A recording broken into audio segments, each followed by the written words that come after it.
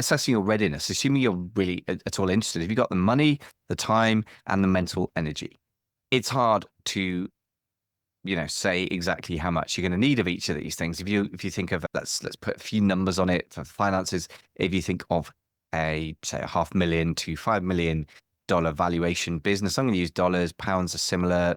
So if you're in the UK, forgive me, or euros, very, very similar values to dollars, right? So 500,000 to about $5 million in value of the business, or enterprise value, is roughly what I would suggest that you want to be looking at. If you go much smaller than that, you're just buying us off a not very stable business. Nothing wrong with doing that for practice. I've done that myself, or bolting those on to a bigger business. If they get much bigger than that, you're going to be competing with a lot of people, and the businesses will be very expensive. So how much do you need to pay? Well, depends on your goals, doesn't it? And we'll talk about goals next. But time, financial resources, mental energy. Let me put it in simple ways. When should you not do this? Well, if you haven't got 10 hours a week for a course of 6 months, say, maybe it's 20 hours a week for 3 months if you go quickly, I'm not convinced that this is going to happen. I don't think most things can happen if you do less than 10 hours a week on it, to be honest, not a big project.